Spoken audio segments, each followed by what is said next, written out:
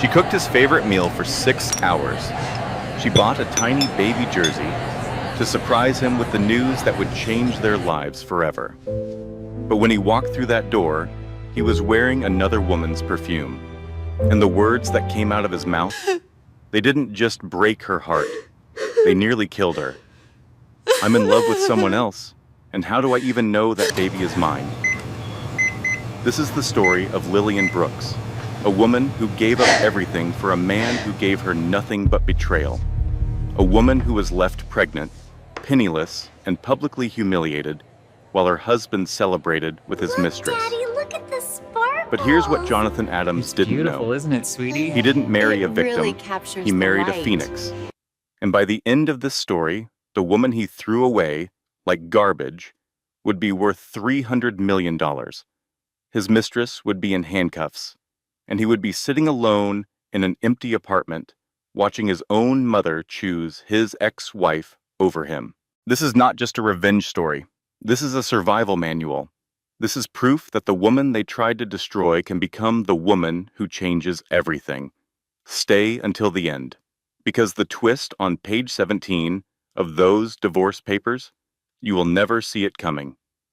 The penthouse windows stretched from floor to ceiling, offering a view of Seattle that most people would never see. The city sparkled below like scattered diamonds, each light representing someone else's life, someone else's dreams. Lillian Brooks stood at the kitchen island, her reflection ghosting across the polished marble countertop, as she checked the oven for the third time in 10 minutes. The osso buco was perfect. She had spent 6 hours preparing Jonathan's favorite meal, slow braising the veal shanks until the meat fell from the bone. The aroma filled their $15 million home, competing with the subtle scent of the white roses she had arranged on the dining table. Everything had to be perfect tonight, because tonight was the night everything would change. Tonight, she would tell him about the baby. Tonight, she would get her husband back. She had to believe that. She had nothing else left to believe in. Lillian smoothed her hands over her silk blouse, then caught herself and laughed nervously. She walked to the hallway mirror and studied her reflection. At 38 years old, she still carried the elegance that had once made her one of the rising stars at Christie's auction house in New York. Her honey brown hair fell in soft waves past her shoulders, and her green eyes held an intelligence that she had learned to dim over the past decade.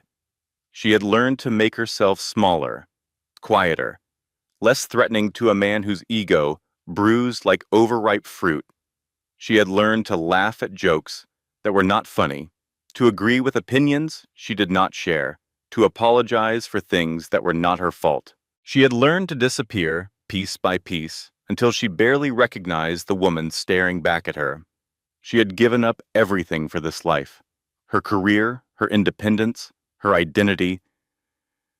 Tonight she was going to get something back. Lillian reached into her purse and pulled out the small plastic stick she had hidden there that morning. 2 pink lines, bold and undeniable. She was pregnant. She had suspected for weeks, but seeing the confirmation had made her sob with joy in the marble bathroom, her tears echoing off surfaces designed to impress rather than comfort. This baby was going to change everything. This baby was going to bring Jonathan back to her, because somewhere along the way, she had lost him. She remembered the exact moment she realized. 3 months ago. She had walked into his home office to bring him coffee and found him smiling at his phone. A real smile, the kind he used to give her. When he noticed her standing there, the smile vanished. He locked his phone and slipped it into his pocket. Just work stuff, he had said. But Lillian had seen the look on his face. That was not a work smile. That was an I am thinking about someone who makes me happy smile. She had told herself she was imagining things. She had told herself she was being paranoid. She had been lying to herself for months. She walked back to the kitchen and began practicing what she would say. She stood before the reflection in the window, the city lights creating a halo behind her. She tried different approaches. So, surprise, she shook her head, too casual. We're having a baby. Too basic. Congratulations, you're not shooting blanks. Definitely not. She laughed at herself, a genuine sound that felt foreign in this echoing space. When was the last time she had laughed in this apartment? She finally decided on a different approach.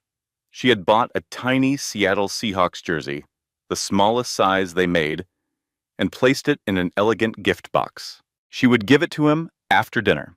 She would watch his face transform from confusion to understanding to joy. She would see the man she had married resurface from beneath the cold, driven CEO who had replaced him. The clock on the wall read 7:30. Jonathan had promised to be home by 7. Lillian lit the candles on the dining table and dimmed the lights. She poured herself a glass of sparkling water, saving the champagne for him. She adjusted the place settings for the 5th time. 7:45. She checked her phone. No messages. 8 o'clock. The candles had burned down half an inch. The osso buco sat in the warming drawer, slowly losing its perfection. She texted him, "Everything okay? Dinner is ready." No response. She called. It went straight to voicemail.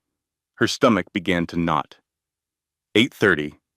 Lillian heard the familiar click of the Bestobis penthouse door, but something about it was different. It was hesitant, almost guilty. Jonathan Adams walked through the entryway, his custom-tailored jacket draped over his arm. At 42, he was still strikingly handsome, with dark hair silvering at the temples and blue eyes that had once looked at her like she was the only woman in the world. Now those eyes slid past her without really seeing. There was something else, too, something she almost missed, the faint scent of perfume. Not her perfume, something floral and expensive, something that did not belong in their home. He loosened his silk tie with mechanical movements. Lillian spoke softly. "Long day?" He murmured something without meeting her eyes. "Long day." He walked past her toward the wall of windows, his shoulders tense, his jaw tight. "I kept dinner warm," she said. "I made osso buco. Not hungry." The words hit her like a physical blow. 6 hours of preparation. Their favorite meal. And he was not hungry. Lillian felt the familiar squeeze in her chest, the one that had become her constant companion over the past year. She watched her husband stare out at the city he had conquered, and she wondered when she had stopped being part of his world. She had given up everything for this man. Her career at Christie's, where she had been on the fast track to becoming a senior curator. Her apartment in Greenwich Village. Her friends. Her dreams. She had packed her entire life into boxes and followed him to Seattle, when his startup was nothing more than 3 employees working out of a garage. She had believed in him when no one else did. She had worked 18-hour days alongside him, handling the books, managing the office, making coffee runs at midnight. Her name was on the original incorporation papers for Nexus Innovations, a fact that she suspected Jonathan had conveniently forgotten. Now Nexus Innovations was worth $2.3 billion, and Lillian was a ghost in her own home. She touched her stomach, that nervous habit she had developed over the past few weeks. The baby changed everything. It had to. She walked toward him, her heels clicking on the cold marble floor. "Jonathan, I was hoping we could talk tonight. There's something I want to tell you." He did not turn around. "Can it wait? I have a lot on my mind. It's important." He finally looked at her, and something in his expression made her blood run cold. There was a strange resolve in his eyes, a finality that she had never seen before. "Lillian," he said, his voice flat. "We need to talk." Those 4 words, the death sentence of every marriage, she felt the room tilt slightly. "Okay, let me get the dinner, and we can talk while we eat. I'm not hungry," he repeated.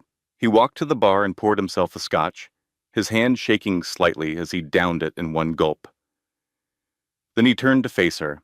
The look on his face was one she had never seen before, a chilling mixture of pity and finality.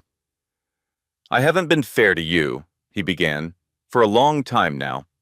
Lillian stood frozen, the gift box with a tiny jersey feeling impossibly heavy in her hands behind her back. "What are you talking about?" Jonathan took a deep breath, and then he said the words that would shatter her entire world. "I'm in love with someone else." The words hung in the air between them, sucking all the oxygen from the room. Lillian felt her legs begin to tremble. This could not be real. This was a nightmare she would wake from at any moment. "What?" The word came out as a whisper. Jonathan continued, his voice devoid of emotion, as if he were discussing a quarterly earnings report. "Her name is Morgan Carter. She's the head of my R&D department. She understands my world, Lillian. She understands me.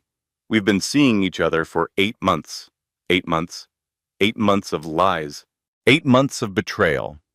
8 months of looking into her eyes and pretending everything was fine. She had made him breakfast every morning for 8 months while he was sleeping with another woman. She had washed his clothes for 8 months while he was undressing for someone else. She had lain beside him in their bed for 8 months while he dreamed of Morgan Carter. A timeline of deceit overlaid itself onto Lillian's memories.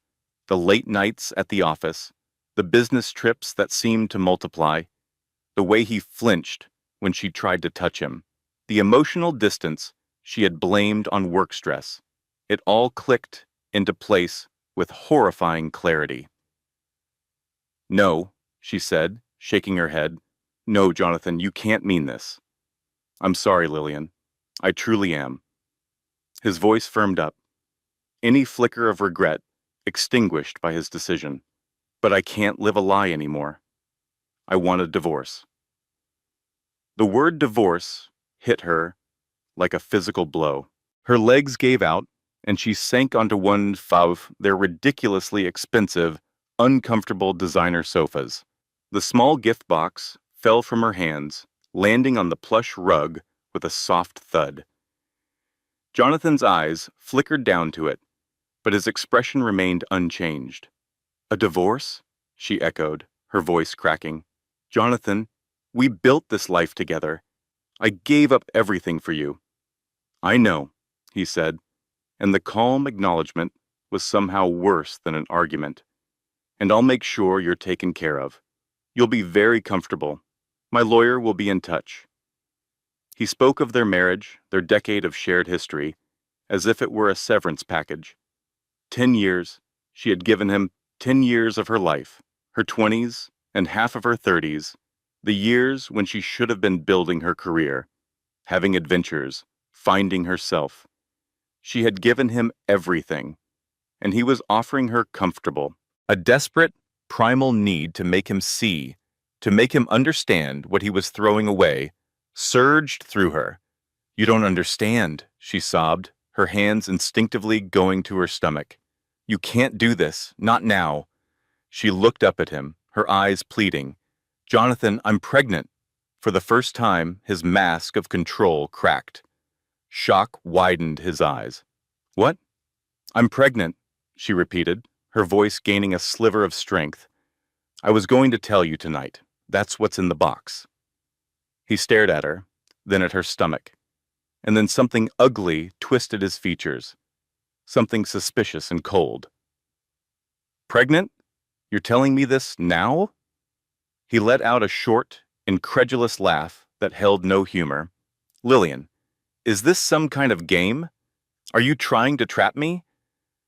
The accusation was so vile, so far from the truth, that it knocked the breath from her lungs. She had spent 6 hours cooking his favorite meal. She had bought a tiny jersey for their baby. She had practiced her announcement in the mirror like a nervous teenager, and he thought she was trying to trap him. The cruelty of it was breathtaking. He did not see a miracle. He saw a tactic. He did not see their child. He saw a chain.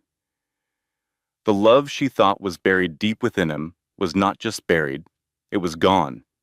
In its place was this cruel, suspicious stranger who wore her husband's face. "How do I even know it's mine?" he said. The question was so obscene, so utterly devastating, that Lillian could not even respond. She had been faithful to this man for 10 years. She had never so much as looked at another man. And he was standing in their home, smelling like another woman's perfume, accusing her of infidelity. The audacity, the absolute audacity. "It changes nothing," he said, his voice like ice. He was rebuilding his walls, reinforcing his decision. "It's better this way. I won't bring a child into a loveless home." "Loveless?" Lillian's voice cracked. "I love you. I have always loved you. You're the one who stopped loving me. Maybe I never did." He said it casually, carelessly, like it cost him nothing to destroy her, with 4 words. "Maybe I just loved the idea of having someone who believed in me. And now I don't need that anymore." She would remember those words for the rest of her life. Maybe I never did. 10 years of her life. And he had never loved her. Not really. He turned and walked toward the door, not even glancing at the tiny gift box on the floor, the symbol of their shattered future. "Jonathan, please." Her voice broke on his name. "Please don't do this." He paused at the door, his hand on the handle. For one agonizing moment, she thought he might turn around. She thought the man she had loved might still exist somewhere inside this stranger. But he did not turn around. He did not look back. "My lawyer will be in touch," he said. "Don't make this ugly, Lillian. You know you'll lose." Then he added the words that would haunt her for months. "Morgan and I are going to dinner to celebrate. Don't wait up." He was going to celebrate with the other woman, while his pregnant wife sat alone in the home they had built together. The door clicked shut behind him, and Lillian knew exactly what that sound meant. It was the final click. The end of everything. She sat there in the silence, surrounded by the cold luxury of a home that had never truly been hers. The candles on the dining table had burned down to stubs. The ossobuco sat forgotten in the warming drawer. The city lights sparkled indifferently through the floor-to-ceiling windows. At some point, she crawled across the floor and picked up the gift box. She opened it with trembling fingers and pulled out the tiny Seahawks jersey. It was so small, so impossibly small. She pressed it to her chest and let out a raw, wounded cry that was swallowed by the indifferent luxury of the penthouse. Hours later, somewhere around midnight, her phone buzzed. A notification from Instagram. One of their society friends had posted a story. Lillian should not have looked. She knew she should not have looked, but she did. The image showed Jonathan and Morgan at an upscale restaurant downtown. They were smiling, champagne glasses raised. Morgan was beautiful in a way that made Lillian's stomach turn. Sharp cheekbones, confident smile. The kind of woman who knew exactly how to get what she wanted. Morgan was wearing a red dress. Lillian recognized it immediately. It was the dress Jonathan had bought for Lillian's birthday last year. The dress she had never worn because it was not her style. He had given it to his mistress, and Morgan was wearing it tonight to celebrate destroying Lillian's marriage. The caption read simply, "Celebrating new beginnings." The comments were full of heart emojis. "Congratulations. You two are perfect together. So happy for you both." No one knew. No one cared. The world was celebrating while Lillian's life burned to the ground. Lillian threw her phone across the room. It hit the wall and shattered, much like her life. She spent that night curled up on the floor, beside the sofa, clutching the tiny jersey, unable to move, unable to think, unable to do anything but breathe through the pain that had settled into her bones like a permanent resident. The next morning, she woke to the sound of the penthouse door opening. For one irrational moment, her heart leaped. Jonathan had come back. He had realized his mistake, but it was not Jonathan. It was a courier in a crisp uniform, carrying a thick manila envelope. "Mrs. Adams, I have documents for you to sign." She took the envelope with numb fingers. Inside were preliminary divorce papers. A sticky note on top, in Jonathan's handwriting, read simply, "Review these with your lawyer." She did not have a lawyer. She did not have anything. She sank back onto the sofa and stared at the documents. Legal terminology swam before her eyes. Dissolution of marriage. Division of assets. Custody arrangements. Custody arrangements. For a baby who was not even born yet. The reality of her situation began to crystallize. She was pregnant. She was about to be divorced. She had no job, no income of her own. She had given up everything for a man who had just walked away without looking back. But somewhere beneath the grief and shock, a small voice whispered, a voice that sounded like the woman she used to be before she had dimmed her light to fit into Jonathan's shadow. "You survive before him. You can survive after him." She did not believe that voice. Not yet. But she heard it. And that was a start. She looked down at her stomach, at the tiny life growing inside her, a life that knew nothing of betrayal or heartbreak, a life that was counting on her. "I don't know how," she whispered to her baby, "but I'm going to figure this out, for both of us." It was not a promise of victory. It was not a declaration of strength. It was just a woman, alone and broken, choosing to take one more breath, and then another, and then another. That was how survival began, one breath at a time. If you are reading this, and you have just discovered your partner's betrayal, please hear me. The pain you feel right now is not permanent. It feels like death, but it is not death. It is the death of who you thought you were, and from those ashes, someone stronger will rise. I promise you. Someone stronger will rise.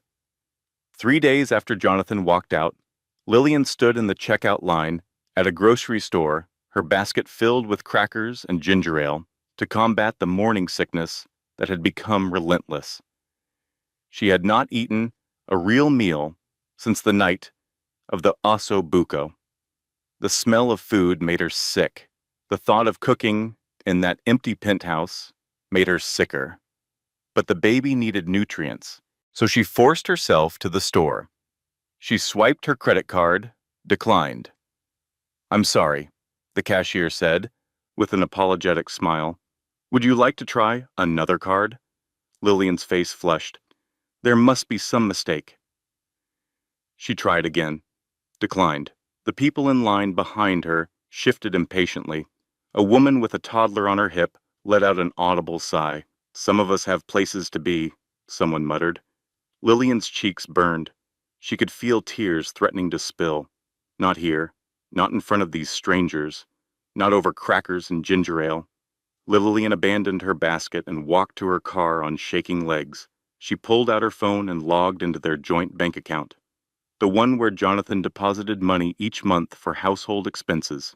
Balance: $0 and 0 cents. She checked the savings account, the investment account, every account she had access to.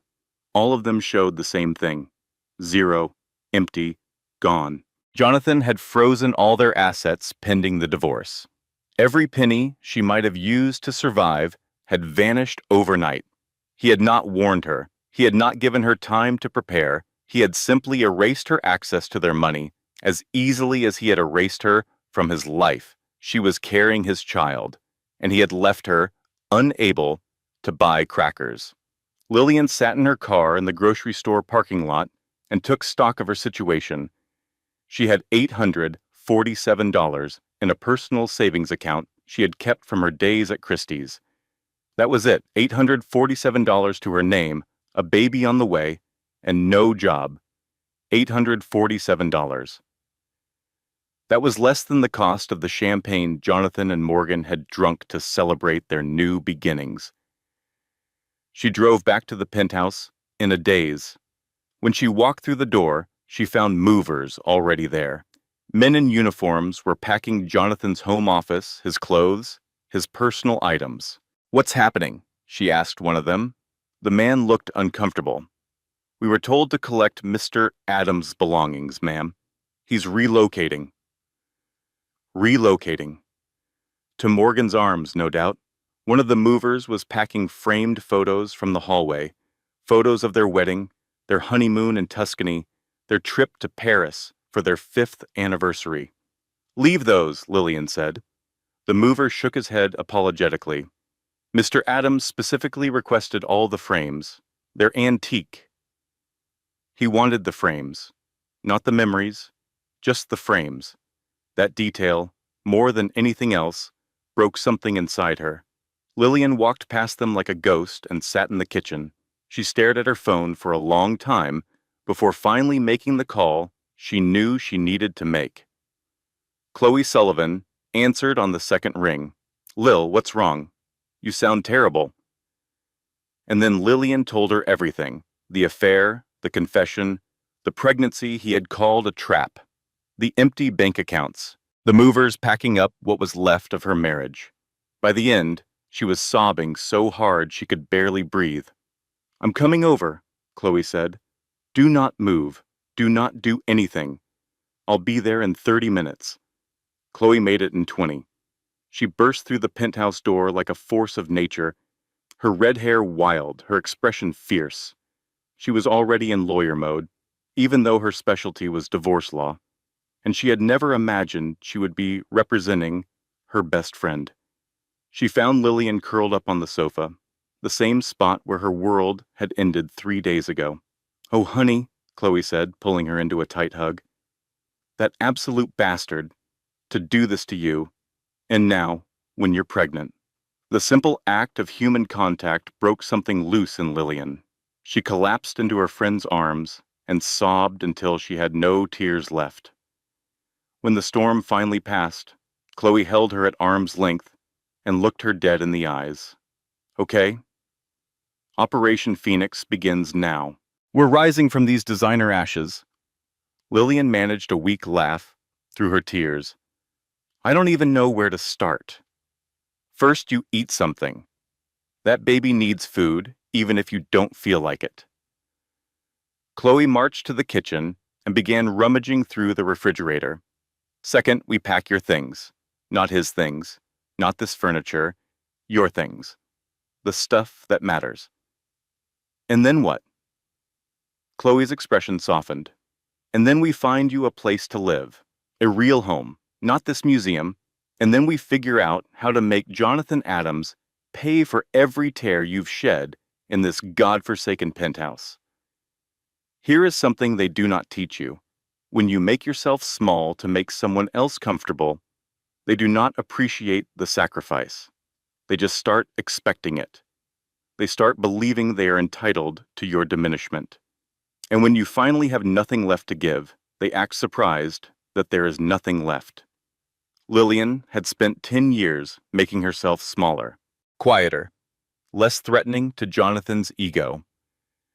She had given up her career, her dreams, her very identity, and in the end, he had left her with nothing but an $847 bank account and a baby on the way. But as Chloe bustled around the kitchen, making tea and toast and plans, Lillian felt something stir beneath the grief. It was small, fragile. Barely there, it felt like the first flicker of anger. They spent the next 2 days packing. Not everything, just the things that mattered. Lillian's books, her personal art collection, pieces she had acquired during her Christie's days, photos of her family, the few sentimental items that predated Jonathan Adams. They left behind the designer clothes he had bought her, the expensive jewelry, the soulless furniture that had made this penthouse feel like living in a magazine spread rather than a home.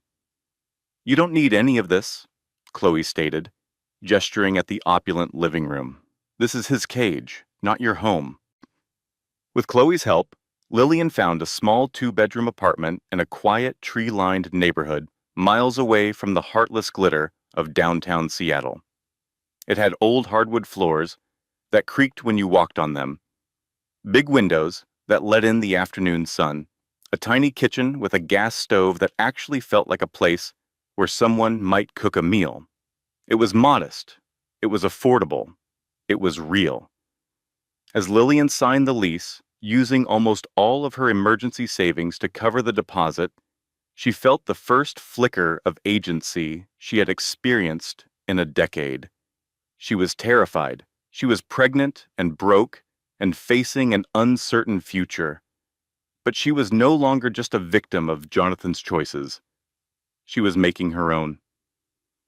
That night, alone in her empty apartment, with nothing but a sleeping bag and a pillow Chloe had lent her, Lillian lay on the hardwood floor and talked to her baby. "I don't have much to offer you right now," she whispered, "but I promise you this. I will never let anyone make me feel worthless again. And I will never let anyone make you feel worthless either." The baby kicked, the first time she had felt it. Lillian sobbed. But this time, the tears were not just grief. They were something else. They were the beginning of a fight. 1 week after moving into her new apartment, Lillian woke to a new kind of nightmare. Her phone was buzzing incessantly. Text after text from numbers she did not recognize, then a call from Chloe. "Don't look at the internet," Chloe said the moment Lillian answered.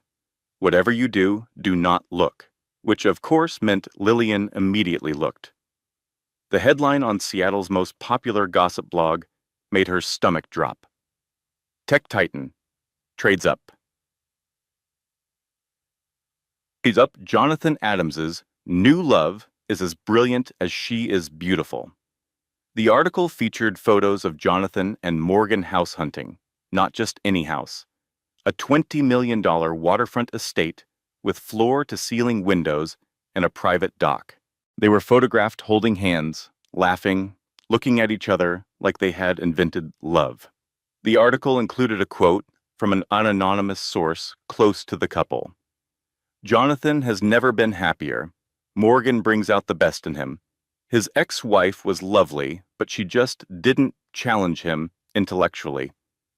Some women are partners, and some women are passengers. Lillian was always a passenger." Lillian read that paragraph 5 times. A passenger. She had worked 18-hour days building his company. She had sacrificed her entire career. And they were calling her a passenger. The comment section was worse than the article. Someone named Seattle Socialite wrote, "His ex was so boring. Good for him finding someone with actual ambition." Another comment from TechWife 88 read, "Morgan is goals. Lillian was just a placeholder wife. Some women just can't keep a man interested." User RealTalk99 added, "She probably let herself go. That's what happens when women get too comfortable." Someone with the username Truth Hurts wrote, "I heard she's pregnant and trying to trap him. Classic gold digger move. Jonathan is smart to get out now." They were calling her a gold digger, a woman who had given up a 6-figure career to support her husband's dreams, a woman who had not bought herself anything nice in years because Jonathan controlled all the money. A gold digger. Lillian read every comment. She knew she should not. She knew it was poison, but she could not stop herself. These strangers were judging her, mocking her, blaming her for her own betrayal. They knew nothing about the years she had sacrificed, the career she had abandoned, the way she had poured every ounce of herself into supporting Jonathan's dreams. And they had decided she was the failure. She barely made it to the bathroom before she was sick. Later that morning, still shaking, she went to her prenatal appointment. The receptionist at the front desk looked up with an uncomfortable expression. "Mrs. Adams, there seems to be an issue with your insurance." Lillian's blood ran cold. "What kind of issue?" "It appears your policy was canceled definit 3 days ago." Jonathan had removed her from his health insurance while she was pregnant with his child. "That can't be right," Lillian said, her voice trembling. "I'm pregnant. He knows I'm pregnant. He can't just cancel my insurance." The receptionist looked at her with a mixture of pity and discomfort. "I'm sorry, ma'am. You'll need to take that up with your husband. Or your lawyer." "Ex-husband," Lillian corrected automatically, and then the full weight of what Jonathan had done crashed over her. He was willing to risk the health of his own child to punish her. He was willing to let his baby go without prenatal care, rather than pay for her insurance. That was the moment Lillian understood. Jonathan did not just want to leave her, he wanted to destroy her. The receptionist was apologetic but firm. Without insurance, the appointment would cost $400 out of pocket. Lillian did not have $400. Not anymore. She walked out of the medical office in a daze. She sat in her car and stared at the steering wheel for a long time. This was the man she had loved, the man she had given everything for, and he was systematically destroying her, piece by piece, making sure she had nothing left. She called Chloe from the parking lot. "He canceled my insurance," she said, her voice flat with shock. "I can't even go to the doctor."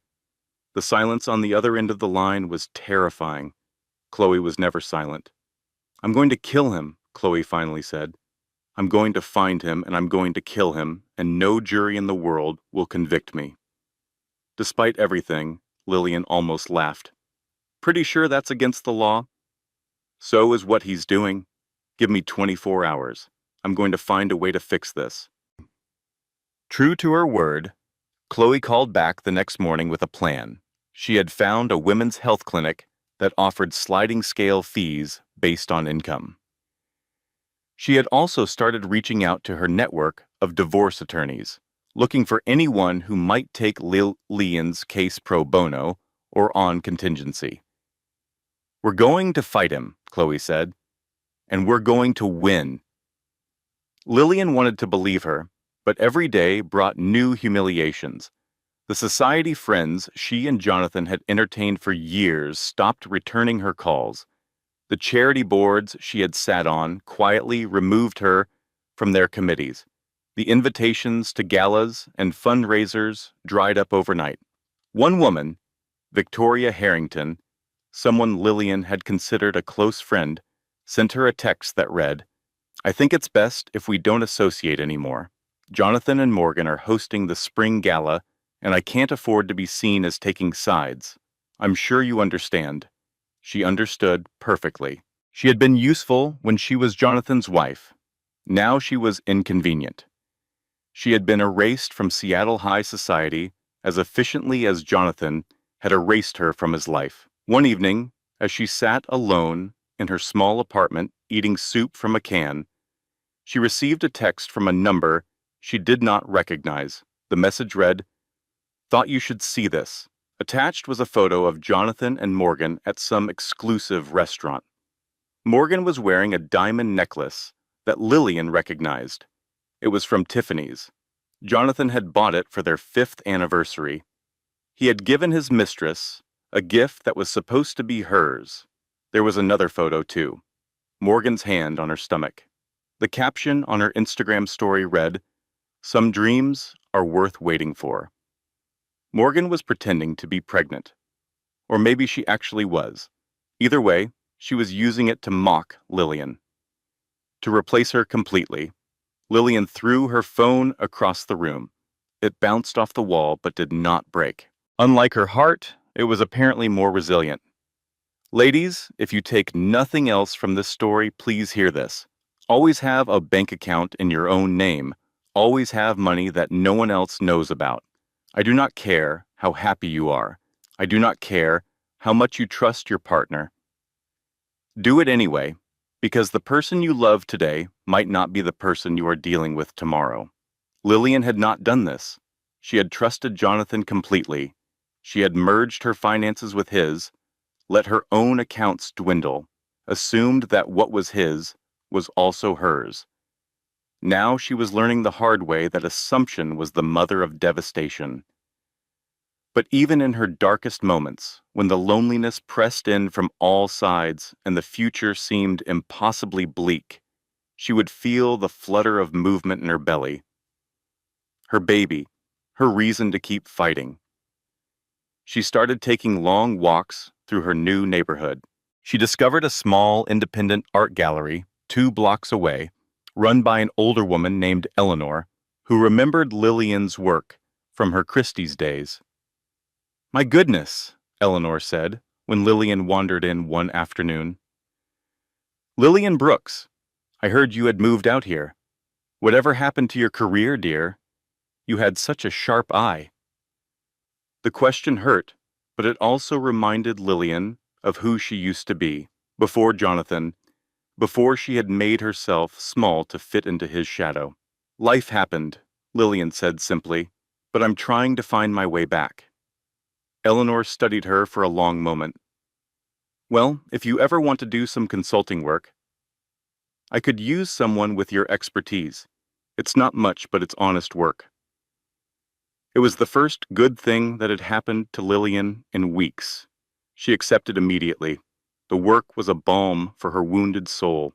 Walking through the quiet gallery, discussing the nuances of brushstrokes and color palettes, she felt a sense of purpose returning. She was not just Genta's, Jonathan Adams' discarded wife. She was Lillian Brooks, art consultant, mother-to-be. She was struggling. She was scared. But with every passing day, a quiet, resilient strength grew within her. It was strength forged in heartbreak. And it was entirely her own. She did not know it yet, but the universe was about to hand her a weapon, a piece of information that would change everything. The reckoning was coming, and Jonathan Adams had no idea what was about to hit him. 2 weeks after the insurance cancellation, Lillian received the official divorce papers. She had been expecting them. She had tried to prepare herself, but nothing could have prepared her for what those papers contained. She sat at her tiny kitchen table and read through the documents with trembling hands.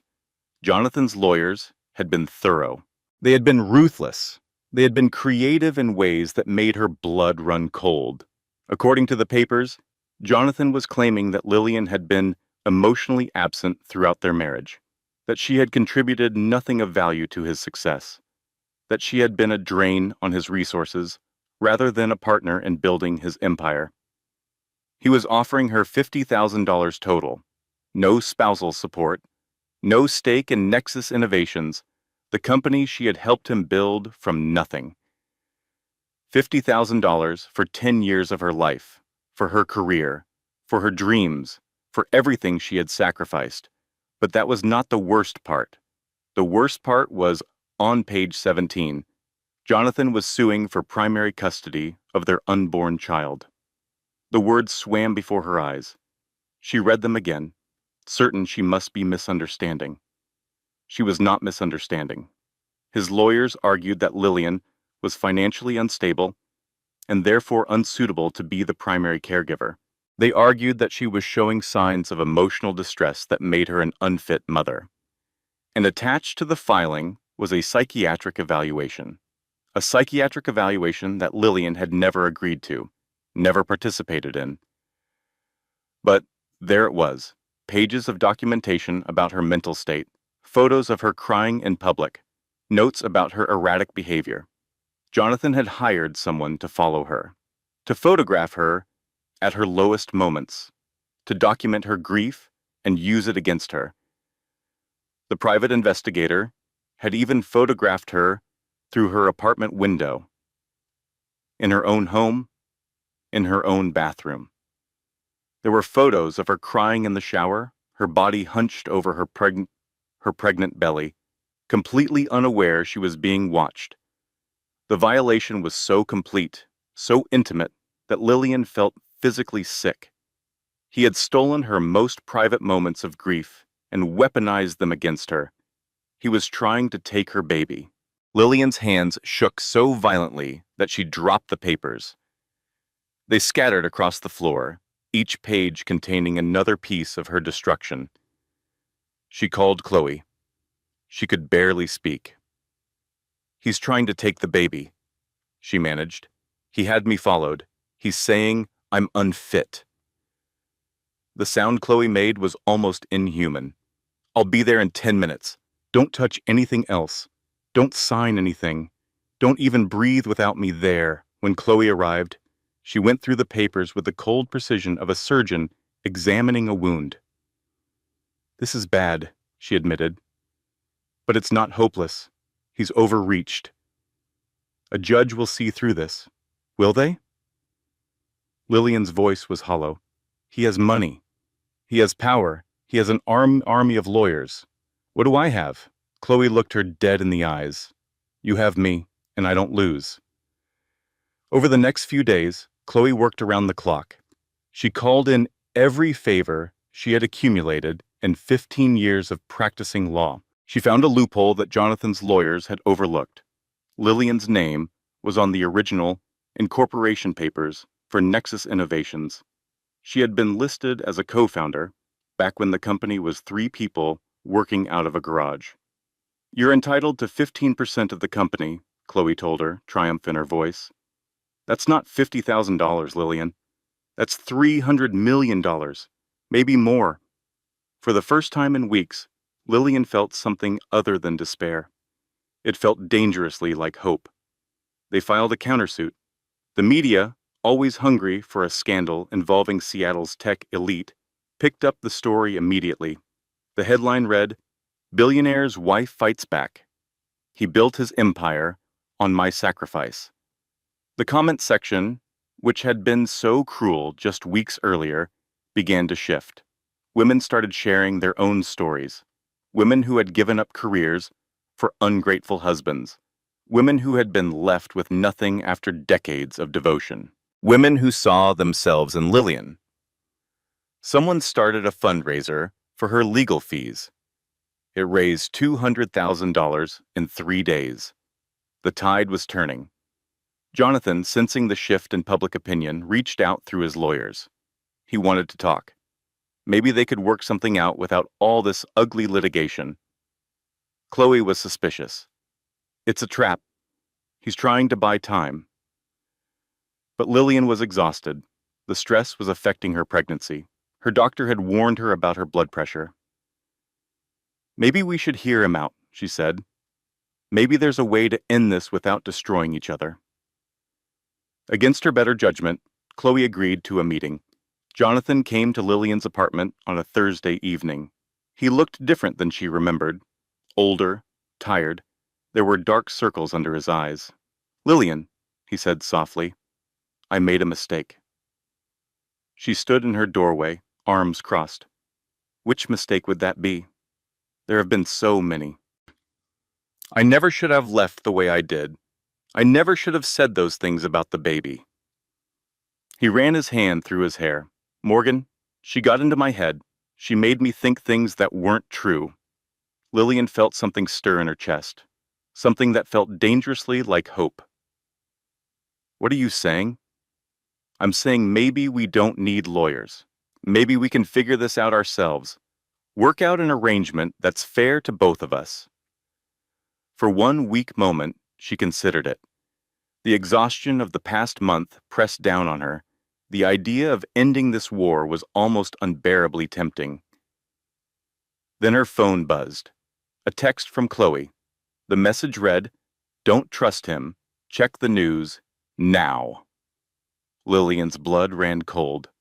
She opened her browser and saw the headline that changed everything. Nexus Innovations announces major restructuring. Founder Jonathan Adams transfers controlling interest to new holding company. She looked up at Jonathan. His expression had not changed. He was still wearing that mask of false humility, but now she understood. He had not come here to reconcile. He had come to distract her, to keep her occupied while his lawyers executed their plan. The holding company that now owned Nexus Innovations was registered in Morgan Carter's name. Jonathan had transferred his shares to his mistress. On paper, he was now worth almost nothing. The 15% Lillian had been fighting for was now 15% of an empty shell. He had outmaneuvered her, again. "Get out," Lillian said, her voice quiet with fury. Jonathan's mask slipped, revealing a smirk he could not quite suppress. "I told you not to make this ugly, Lillian. Get out of my home." He shrugged and walked toward the door. As he reached for the handle, he looked back at her one last time. "You should have taken the 50,000. Now you'll get nothing." He paused, and his next words were delivered with surgical cruelty. "And by the way, Morgan is already redecorating the nursery at the house. She thought pink would be nice, for when we get custody." The door closed behind him, and Lillian sank to the floor, her hands pressed against her belly, and wondered how much more she could possibly lose. The stress was killing her, literally killing her. Lillian knew something was wrong before she could articulate what it was. Her head pounded constantly. Her vision blurred at odd moments. Her ankles swelled until she could barely walk. Chloe begged her to see a doctor. But doctors cost money, and despite the fundraiser, most of that money was going toward legal fees. "I'll be fine," Lillian insisted. "I just need rest." But rest was impossible. Every time she closed her eyes, she saw Jonathan smirk. She saw the headlines praising Morgan. She saw the future stretching before her, bleak and empty and alone. She saw Morgan's hand on her pregnant belly at the charity gala. She heard Jonathan's voice saying their baby might not even be his. She imagined Morgan decorating a nursery for the child Lillian was carrying. The images played on repeat, a torture device she could not turn off. 3 days after Jonathan's visit, Lillian woke feeling worse than she had ever felt in her life. The room spun when she stood up. Her head throbbed with each heartbeat. When she looked in the mirror, her face was pale and puffy, almost unrecognizable. She made it to the living room before her legs gave out. She collapsed onto the sofa, her phone just out of reach on the coffee table. She tried to call for help, but her voice came out as barely a whisper. The edges of her vision went dark. Her last conscious thought was of her baby. Please let her be okay. When Jonathan's phone rang at midnight, he almost ignored it. He was at Morgan's apartment, celebrating the success of their restructuring scheme. But something made him answer. It was the hospital. "Mr. Adams? Your wife was brought in by ambulance an hour ago. She's in critical condition. You should come immediately." Jonathan felt his blood turn to ice. What happened? Severe preeclampsia. She collapsed at her home. If the neighbor hadn't heard the fall and called 911, the doctor did not finish the sentence. He did not need to. Jonathan was at the hospital within 20 minutes. He burst through the emergency room doors, his expensive suit wrinkled, his hair disheveled. "My wife's yet," he gasped at the front desk. "Lillian Adams." "Where is she?" They directed him to the ICU. He found her in a bed surrounded by machines. Monitors beeped in steady rhythms. Tubes ran from her arms to bags of fluids. Her face was waxy and pale, her lips still tinged with blue. She looked like she might shatter if anyone touched her. A doctor approached him, Dr. Evelyn Harper, according to her badge.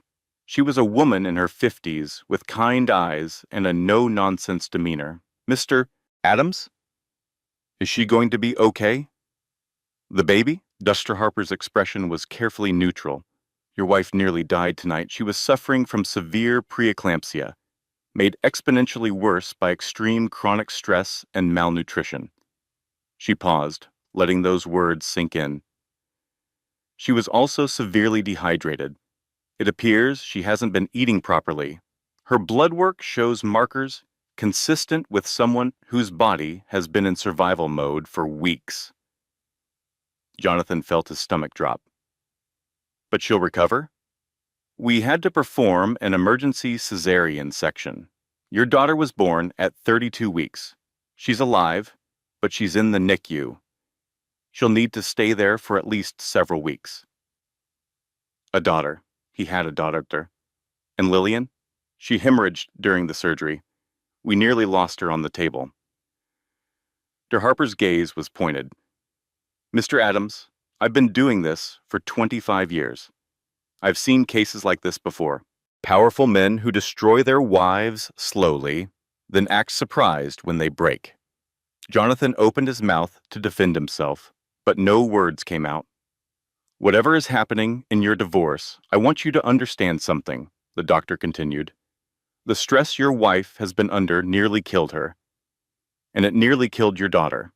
Whatever games you've been playing with lawyers and assets, this is the real cost. She stepped closer, her voice dropping to barely above a whisper. I've already documented everything. The malnutrition, the stress markers, the timeline that matches perfectly with your divorce filing. If anything happens to that woman or that baby, there will be a paper trail that leads directly to you. She turned and walked away, leaving Jonathan alone with the weight of what he had done. He stood outside Lillian's room for a long time, watching her through the glass. The woman he had married, the woman he had promised to love and protect, the woman he had systematically destroyed. In that moment, the billionaire who had everything realized he had truly lost it all. When Lillian woke up 3 days later, she did not know where she was. The sterile white ceiling was unfamiliar. The beeping of machines created a rhythmic backdrop to her confusion.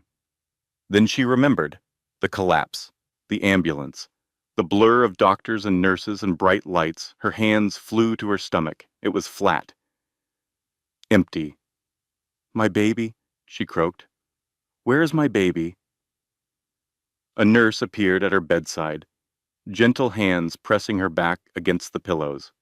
Mrs. Adams, please stay calm. Your daughter is in the NICU. She's small, but she's a fighter. Would you like to see her? Lillian wept with relief. Her baby was alive. They wheeled her down to the neonatal intensive care unit in a wheelchair. And there, in an incubator, surrounded by wires and monitors, was the tiniest human being Lillian had ever seen. Her daughter. Her hope. The baby was impossibly small, barely larger than Lillian's hand. But her fingers were perfect. Her face was perfect. And when Lillian reached through the hole in the incubator to touch her daughter's hand, those tiny fingers curled around hers with surprising strength. Hello, Hope, Lillian whispered through her tears. I'm your mama, and I promise you, I will never let anyone hurt you, not ever. She sat with her daughter for hours, watching her breathe, counting her fingers and toes, marveling at the miracle that had survived against all odds. When Dr. Harper came to check on her, Lillian had questions. You said the stress nearly killed me, and nearly killed her. Dr. Harper nodded. Preeclampsia is often exacerbated by extreme stress. Your cortisol levels were through the roof. Your body was literally breaking down under the strain. Lillian took a deep breath. I need you to document everything. Every test, every result, every observation. Can you do that? Dr. Harper's expression sharpened with understanding. Are you planning to use this in court? Someone needs to know what he did to us, what his choices cost. The doctor studied her for a long moment. Then she nodded. I'll document everything. medically, legally, thoroughly. If you decide to fight, you'll have evidence. There's something else you should know, Dr. Harper added. Your husband came to see you while you were unconscious. He sat by your bed for 6 hours. He was crying. Lillian felt nothing. The part of her that might have cared about Jonathan's tears had died on the floor of her apartment. Did he ask about hope? Dr. Harper hesitated. No, he only asked about you. Lillian nodded slowly. Even now, even after everything, he still did not care about their daughter, only about what losing Lillian might cost him.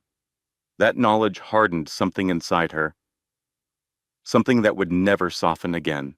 If you are in a situation where someone is making you feel like you are losing your mind, please hear this. Document everything, every text, every email, every incident with dates and times. Tell a doctor, tell a friend, tell anyone who will listen. Create a paper trail, because when you are finally ready to fight, you will need proof.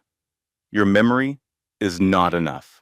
Your word is not enough. You need evidence. Lillian had learned this lesson the hard way, but she would not make the same mistake twice.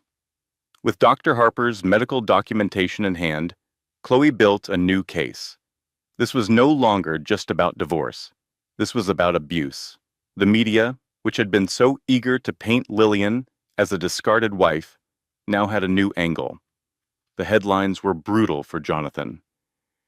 Billionaire's pregnant wife nearly dies after emotional torture. Medical records reveal shocking pattern. Tech Titan's ex, hospitalized in critical condition. Was it negligence or something worse? A prominent news anchor opened her evening broadcast with words that would be replayed millions of times.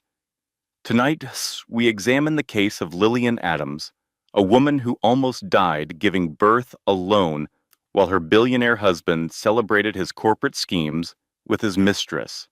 What we found will shock you. The comment sections that had once mocked Lillian now rallied behind her. Women shared her story with hashtags about financial abuse and coercive control.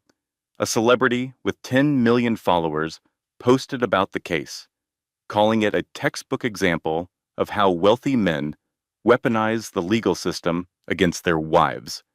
The hashtag Team Lillian trended for 3 days straight.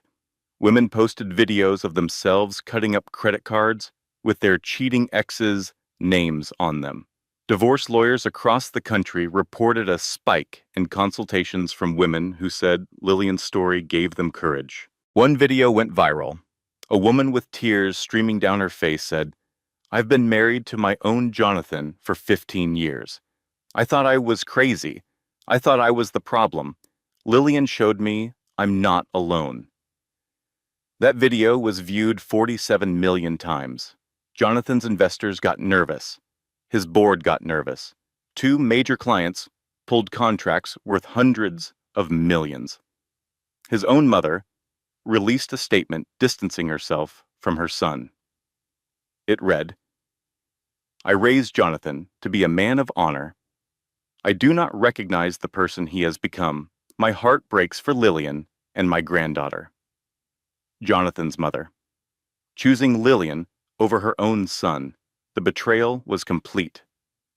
Morgan, sensing the ship sinking, started distancing herself publicly.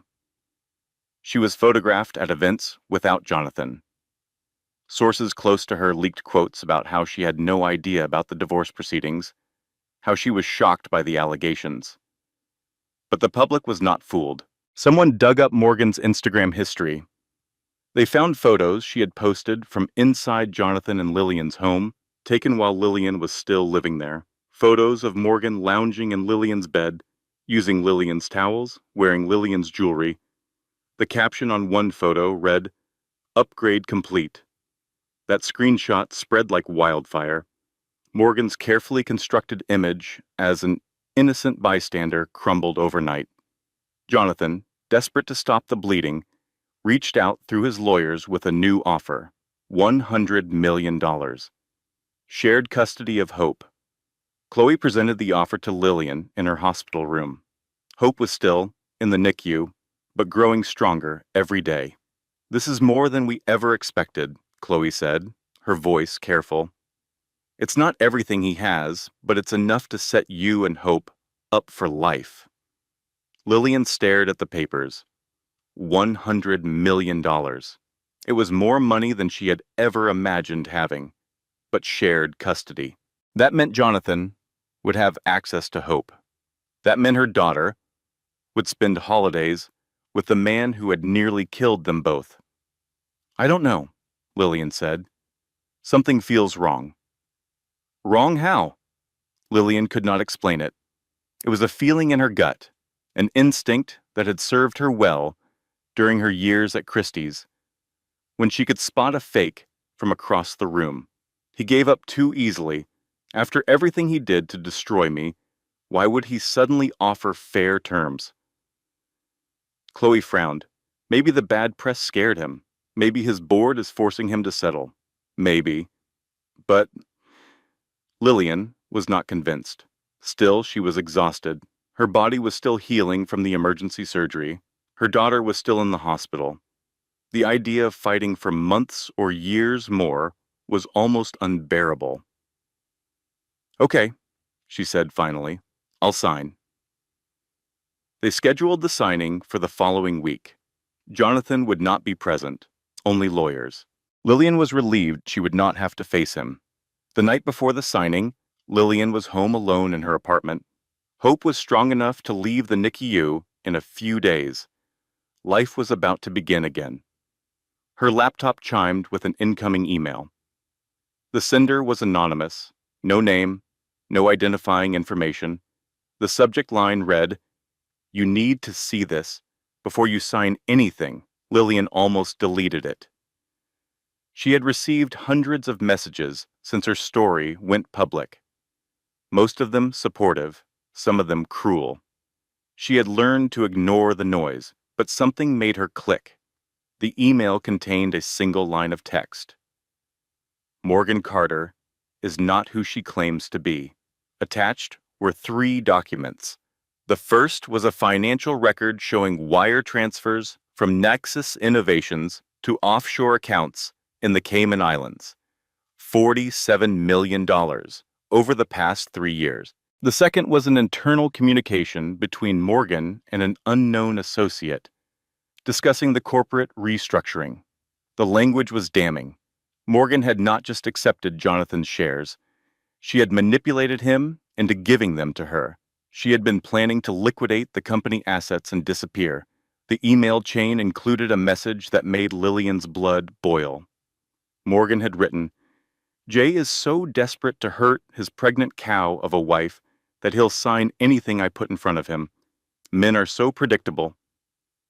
When they're thinking with their little heads instead of their big ones."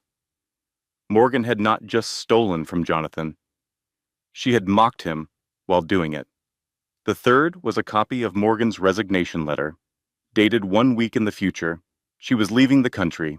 Destination, a small island nation with no extradition treaty.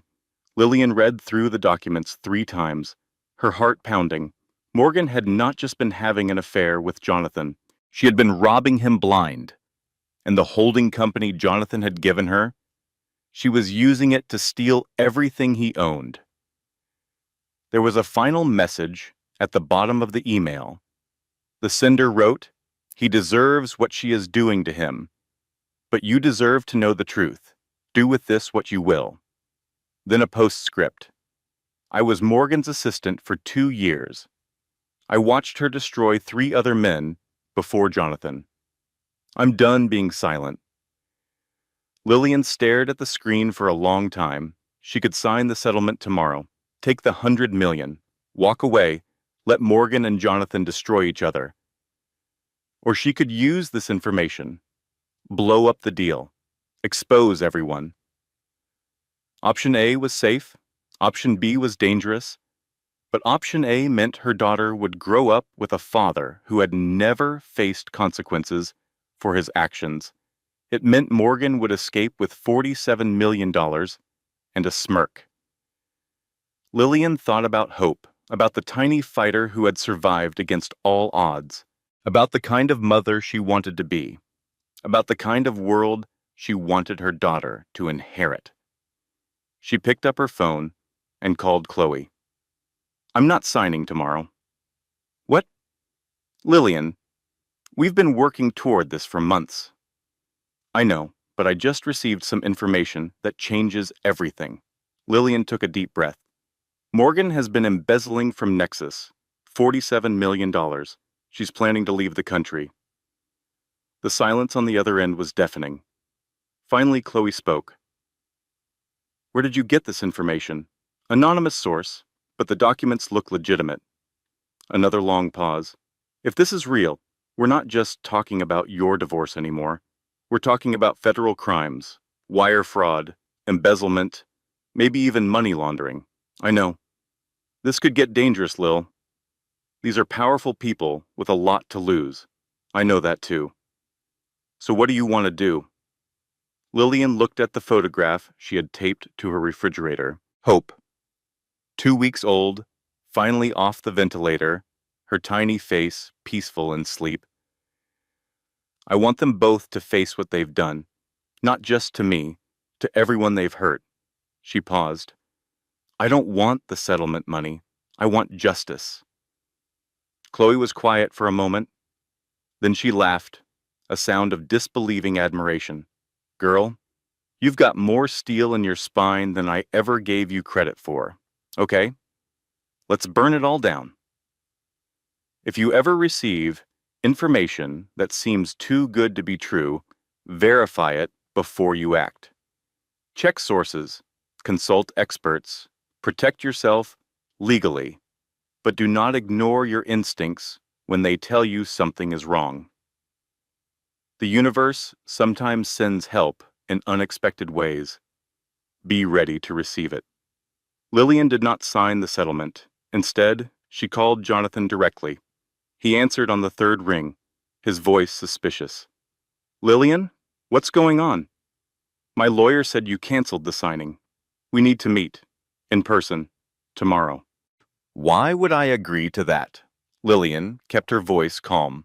Because I know about Morgan, about the 47 million, about the offshore accounts, about her plan to liquidate your company and disappear. The silence on the other end was so complete she could hear his breathing stop. How did you...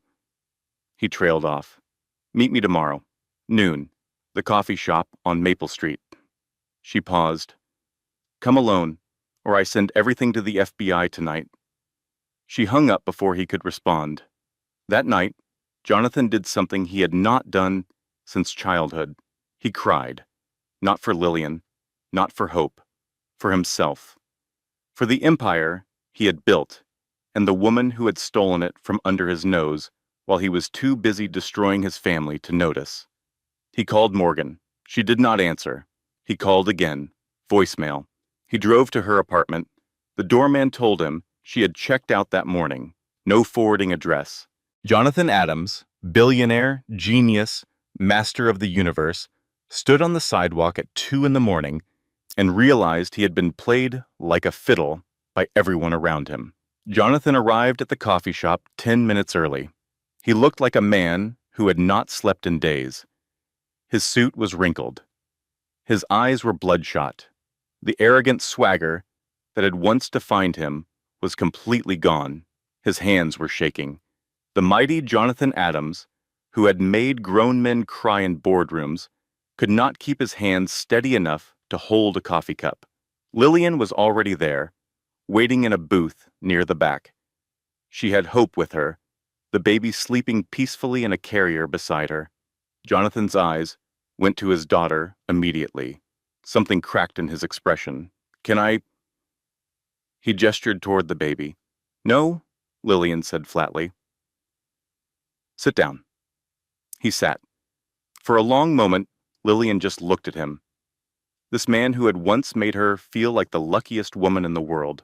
This man who had promised to love her until death. This man who had tried to destroy her. He looked pathetic now. Small, broken, good. Here's what's going to happen, Lillian began. You're going to sign over the original Nexus shares to me, the 5% you hid in a separate trust before the restructuring. Jonathan's face paled. How did you know about that? I know everything, Jonathan. I know about Morgan's embezzlement. I know about the shell companies. I know about the Cayman accounts. She leaned forward. And I know that you didn't mastermind the restructuring. She manipulated you into it. You thought you were protecting assets from me. You were actually signing over your empire to a thief. He looked like she had punched him in the gut. That's not possible. Lillian slid a folder across the table. Read it yourself. She watched his face as he went through the documents. Watched the disbelief give way to horror. Watched the horror give way to understanding. Morgan had played him. The brilliant, confident woman he had left his wife for had been using him from the beginning. There was one document that broke him completely, a text exchange between Morgan and her associate, dated the night Hope was born. Morgan had written, "His wife almost died tonight. Perfect timing. He's so guilty and distracted, he'll sign anything tomorrow." Her associate replied, "Cold-blooded. I love it." Morgan's response, "That's why you pay me the big bucks." Jonathan read it 3 times. His daughter was fighting for her life in an incubator, and Morgan was celebrating because it made him easier to manipulate. "I didn't know," he said finally, his voice hollow. "I swear to God, Lillian, I didn't know." "I believe you. You're arrogant, but you're not stupid. You never would have signed those papers if you knew what she was really doing." "I was going to marry her," Jonathan whispered. "I was going to give her everything." "You did give her everything. That's the problem." He flinched, like she had slapped him. "So what do you want?" "I already told you. The 5% trust. That's mine now. Done. And you're going to help me take Morgan down. You'll testify about everything, provide every document, every communication, every piece of evidence." Jonathan nodded slowly. "And in exchange? I don't send you to prison as her accomplice." Lillian's voice was ice. "Because make no mistake, Jonathan, you signed those restructuring documents. Your fingerprints are all over this. If this goes to trial, and you don't cooperate, prosecutors will argue you were in on it from the beginning." He looked at her like he was seeing her for the first time. This was not the quiet, accommodating wife he had left. This was someone else entirely. "When did you become so what? Strong? Ruthless?" Lillian shook her head. "I was always this person, Jonathan. You just never bothered to look." She paused, letting the weight of that truth settle over him. "You want to know the funny thing? I would have supported you through anything. Business failures, health crises, anything. I loved you that much." Her voice was steady. "But you chose Morgan. You chose a woman who saw you as nothing but a mark. A wallet with legs.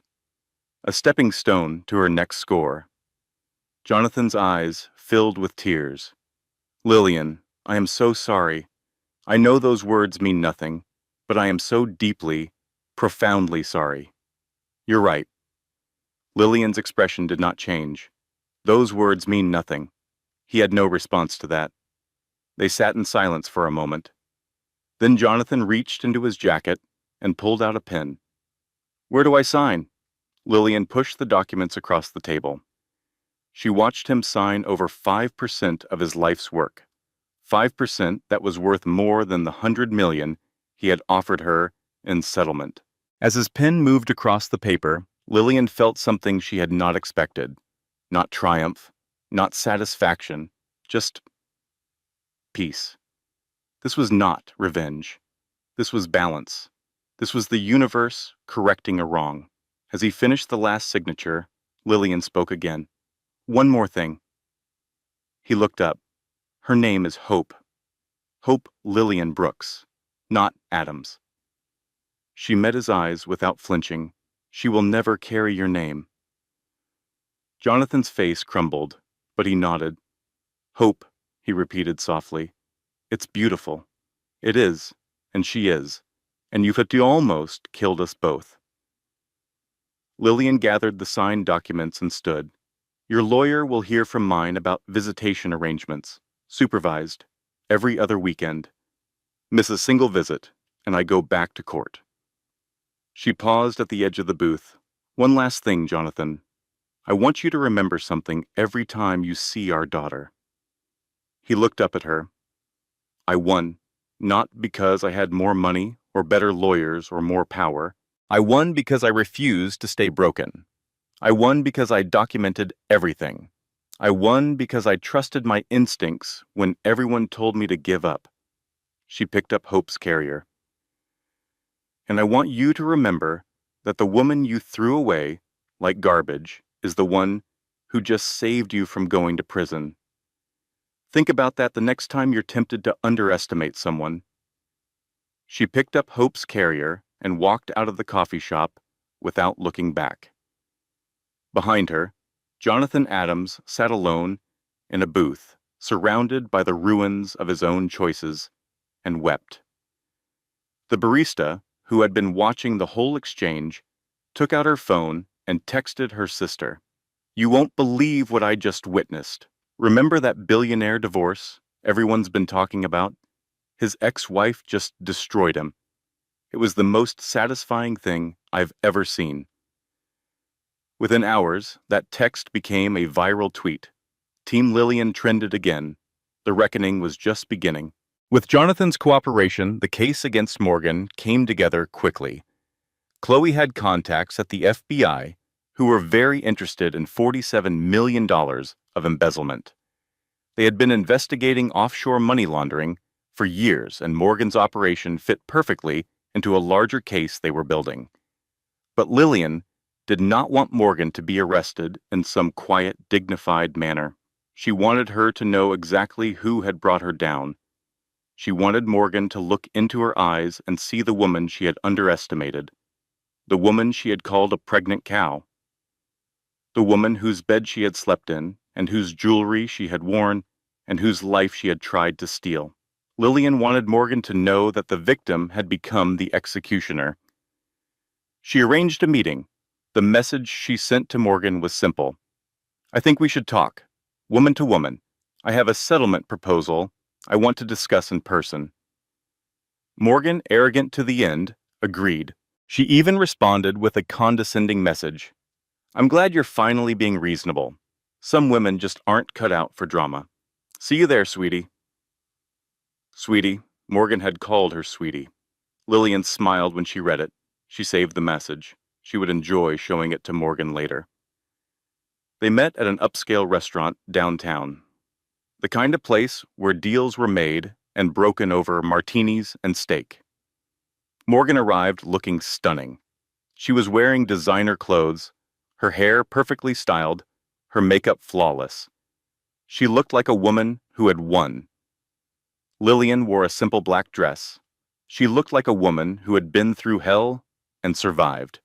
Lillian, Morgan said, sliding into the booth across from her, I have to admit, I was surprised you wanted to meet. Were you?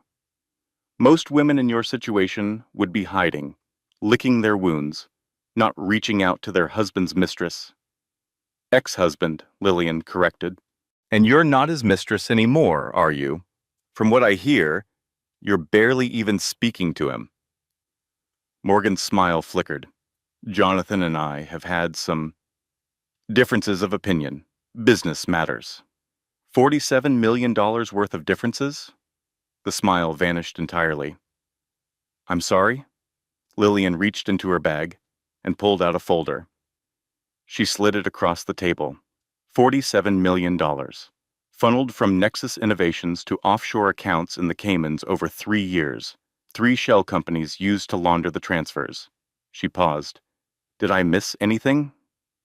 Morgan's face went white. Her composure, the carefully crafted mask of confidence, shattered like glass. How did you... You made a mistake, Morgan. A common one. You assumed I was weak. You assumed I was stupid. You assumed I was just some trophy wife who would fade quietly into the background. Lillian leaned forward. But here's what you didn't know about me. I graduated from Columbia Law School before I ever worked at Christie's. I spent 3 years as a forensic accountant before I switched to art appraisal. I know how to read financial documents, and I know how to spot a fraud. Morgan's hand trembled as she reached for her water glass. You think Jonathan gave this to me? Lillian continued. No, he's too stupid. You got caught by someone you thought was invisible. Your assistant, Rebecca, the woman you called the help. Morgan's jaw dropped. Rebecca kept copies of everything, Morgan. Every wire transfer, every email, every conversation. She was waiting for the right moment. Lillian smiled. I was the right moment. Morgan's voice came out as a desperate whisper. What do you want? Money. I can give you money, more than Jonathan ever offered. Name your price. Lillian laughed. A genuine, delighted laugh. You still don't understand, do you? I don't want your money, Morgan. I want something you can't buy. She leaned closer. I want to watch your face when you realize it's over. At that exact instant, two men in suits approached their table. Morgan Carter, one of them said, showing a badge. FBI, you're under arrest for wire fraud, embezzlement, and money laundering. Please stand up and put your hands behind your back. Morgan's face contorted with fury. She looked around wildly, as if searching for an escape that did not exist. You can't do this, she hissed at Lillian. Jonathan? Where is Jonathan? Lillian glanced around the restaurant with exaggerated casualness. Jonathan? I don't see him. Do you? She paused, savoring the moment. Oh, wait, I remember now. Jonathan is at the FBI field office, giving a sworn statement about everything you did. Lillian tilted her head. He was very cooperative. Apparently being played for a fool by his mistress really motivated him. Morgan's face twisted with something beyond fury, something like despair. He wouldn't. He loves me. He loved the idea of you, the fantasy you sold him. But fantasies don't hold up well under federal investigation, do they? The FBI agents were already guiding Morgan's hands behind her back. Other diners were staring, phones out, recording everything. Morgan would be all over the internet within the hour. As they led her toward the door, Morgan looked back at Lillian one last time. Her eyes were wild with hatred. This isn't over, she spat. Lillian took a sip of her water. For me? It ended the day you took my husband. For you? She smiled. It's just beginning. Then Lillian pulled out her phone and held it up. Oh, and Morgan? Smile. You're live on Instagram. 50,000 people are watching right now. Morgan's scream of rage echoed through the restaurant as the agents dragged her out the door. The video would get 12 million views. By midnight, the agents escorted Morgan out of the restaurant. The door closed behind them, and Lillian sat alone at the table, feeling something she had not felt in a very long time. Peace. The waiter approached her table, looking slightly shell-shocked. Ma'am, is there anything I can get you? Lillian smiled at him. Actually, yes. I'll have a glass of your best champagne and send a bottle to that table over there. She pointed to a group of women who had been watching the whole scene with undisguised glee. Tell them it's from the pregnant cow. The headlines the next morning were everything Lillian had hoped for. Tech Titan's Mistress, arrested for $47 million embezzlement scheme. Betrayed wife exposed the scam. Inside Lillian Brooks's incredible revenge. From victim to victor. The woman who brought down a billionaire's lover. The video from the restaurant went everywhere. News channels played it on loop. Late-night hosts made jokes about it. Someone auto-tuned Morgan's scream into a song that hit number 3 on the viral charts. A famous actress posted, Lillian Brooks is my new hero. This is what happens when you underestimate a woman who has nothing left to lose. The post got 4 million likes. The comment sections overflowed with support. Women called Lillian an inspiration. Legal experts praised her strategy. Even some of the society people who had shunned her were suddenly reaching out, wanting to reconnect. Lillian ignored them all. She had more important things to focus on. Like her daughter, who was finally home from the hospital. Like her new apartment, which was starting to feel like an actual home. Like the gallery work with Eleanor, which had expanded into a full consulting partnership. Jonathan's fall was slower, but equally complete. The Nexus board, furious at his negligence in allowing Morgan's theft, voted him out as CEO. The restructuring documents he had signed made him legally liable for the missing funds. His remaining personal assets were frozen pending investigation. He was not charged criminally, but his reputation was destroyed. His empire was gone. His legacy was ashes. Margaret Adams, Jonathan's mother, did something no one expected. She publicly sided with Lillian. In an interview that went viral, she said, "My son was given every opportunity to be a good man. He chose otherwise. Lillian and Hope are my family now." Jonathan's own mother had chosen his ex-wife over him. The interviewer asked Margaret if she had anything to say to Jonathan directly.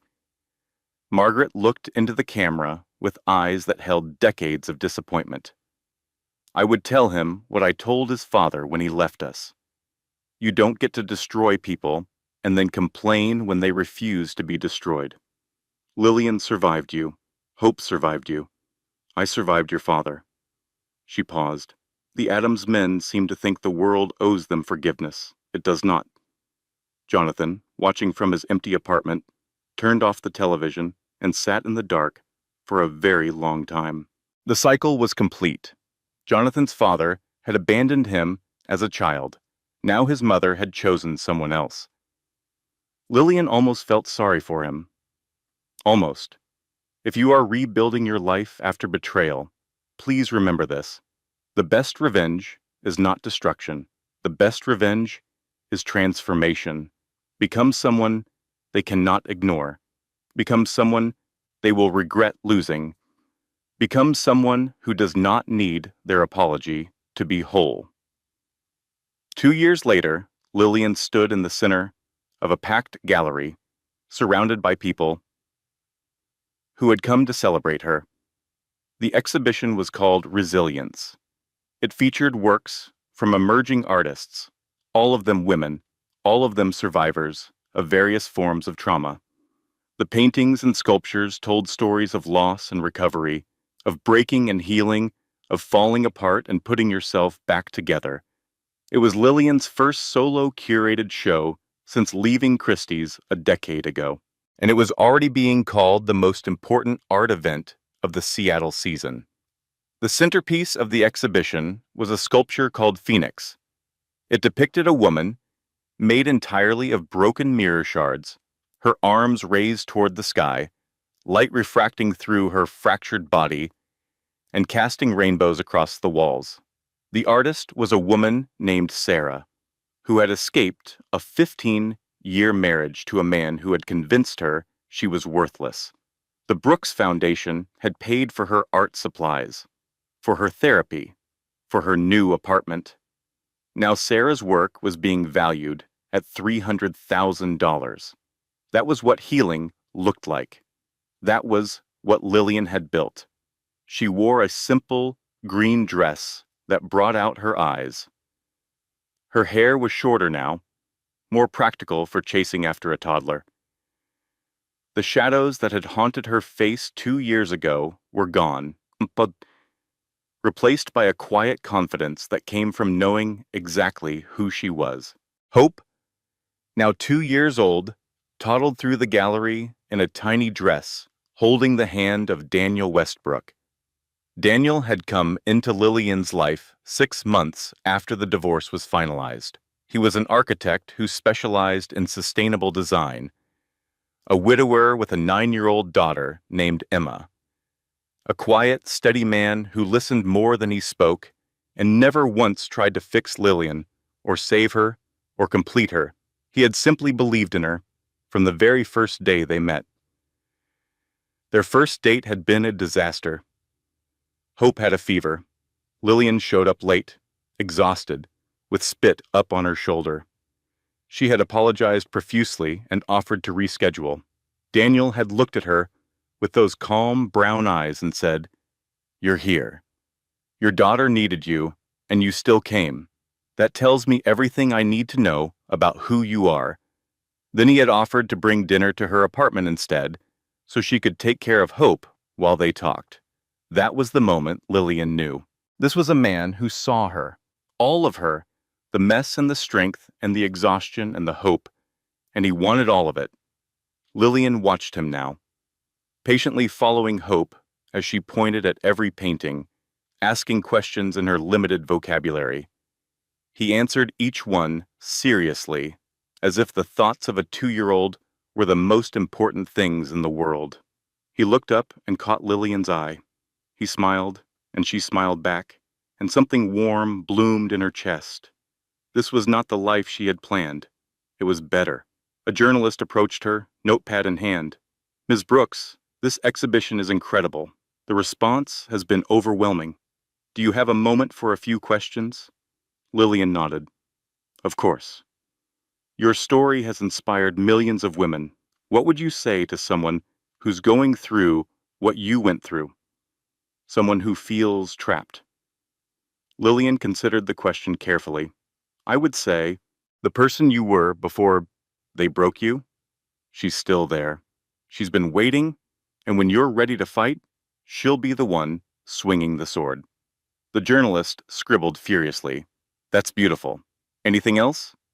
Lillian looked across the room at Daniel and Hope, at Margaret Adams, who was deep in conversation with Eleanor, at Chloe, who was loudly critiquing the wine selection to anyone who would listen. "Never dim your light for someone who's afraid of the dark," she said finally. "The right person will hand you a match and say burn brighter." The journalist paused. "One more question, if you don't mind. Morgan Carter's trial starts next month. She's facing 20 years. Do you plan to attend?" Lillian shook her head. "No." "No? After everything she did?" "Morgan Carter took 2 years of my life. She doesn't get another minute." Lillian's voice was calm. "I have a daughter to raise, a foundation to run, a partner who loves me. A life that is full and beautiful and entirely my own." She paused. "Morgan is already living in the prison she built for herself. She has been since the day she decided other people's lives were hers to destroy. The federal sentence is just making it official." The journalist thanked her and moved on. Lillian stood alone for a moment, taking it all in. The Brooks Foundation, which she had started with the proceeds from her Nexus shares, had already helped 300 women leave abusive relationships. The gallery partnership with Eleanor had expanded to 3 locations. Her net worth, thanks to that 5% trust, had grown to over $300 million. But none of that was what made her rich. Daniel approached with Hope in his arms. The little girl reached for her mother, her face lighting up. "Mama!" Lillian took her daughter and kissed her forehead, breathing in the sweet scent of baby shampoo and innocence. "Hey, sweet girl. Are you having fun?" Hope nodded enthusiastically. "Pretty pictures." "They are pretty, aren't they?" Daniel put his arm around Lillian's shoulders. "The curator did a good job." Lillian leaned into him. She had a lot of help. They stood together, the 3 of them, in the middle of the gallery, surrounded by art about resilience, surrounded by people who had doubted her and people who had believed in her and people who were meeting her for the first time. 2 years ago, Lillian had been a woman with nothing. No money, no job, no hope. A pregnant woman abandoned by her husband, nearly destroyed by his cruelty and his mistress's schemes. Now she was a woman with everything that mattered, a daughter who was healthy and happy and loved, a partner who saw her completely and cherished what he saw, a career that fulfilled her soul, a foundation that helped others escape the trap she had nearly died in, and a peace that no one could ever take from her again. Jonathan had supervised visitation with Hope every other weekend. He had completed therapy. He had gotten sober. He was trying to be a better person. Lillian did not forgive him. She did not hate him either. She simply did not think about him very much anymore. He was not the villain of her story. He was just a chapter she had finished. 6 months after the gallery opening, Lillian was scrolling through her phone when she saw a headline that made her pause. From penthouse to poverty. Disgraced executive. Morgan Carter spotted at budget motel after bail posted. The accompanying photo showed Morgan, once so polished and confident, looking haggard and worn. She was entering a cheap motel. Her designer clothes replaced by something from a discount store. Her perfect hair unwashed and tangled. The comments were merciless, karma. Should have gotten her own man. Lillian won. Period. Someone had dug up the old Instagram photo of Morgan in Lillian's bed captioned "Upgrade Complete." They posted it side by side with the motel photo. The caption read, "Downgrade Complete." It had 2 million likes. Lillian looked at the photo for a long moment. She felt nothing, no triumph, no satisfaction, no pity either. Morgan had made her choices. Now she was living with them. Lillian closed the app and put down her phone. She had better things to do. In the living room, Hope was playing with blocks. Daniel was reading a book in the armchair. Emma was doing homework at the kitchen table, occasionally asking Lillian for help with vocabulary words. The fire crackled softly. Rain pattered against the windows. Somewhere in the kitchen, a timer was counting down the minutes until dinner was ready. This was what she had almost lost. This ordinary, extraordinary life. This was her life now. Quiet, happy, full. She walked to the window and looked out at the Seattle skyline. Somewhere in that city, Jonathan was probably sitting alone in his modest apartment, thinking about everything he had lost. Somewhere, Morgan was counting the days until her trial. Somewhere, the people who had doubted Lillian and mocked her and written her off were realizing they had been wrong. But Lillian was not thinking about any of them. She was thinking about how far she had come, about the woman she had become, about the life she had built from the rubble of her destruction. Redemption, she finally understood, was not about getting back what you had lost. It was about having the grace to build something new, something better, something entirely your own. She thought about all the women who had reached out to her over the past 2 years, the emails and letters and messages, women who said her story gave them courage. Women who left their own Jonathans, women who were building their own new lives. She could not save them all. But she could show them it was possible. That was her real legacy. Not the money, not the foundation, not even hope. Her legacy was proof. Proof that you could be broken completely and still rise. Proof that the darkest chapter did not have to be the last one. Proof that the woman they tried to destroy could become the woman who changed everything. She turned away from the window and walked back to her family. "Who wants ice cream?" she asked. Hope's face lit up. "Me! Me! Daniel smiled. "I could be persuaded." Emma looked up from her homework. "Can I have chocolate?"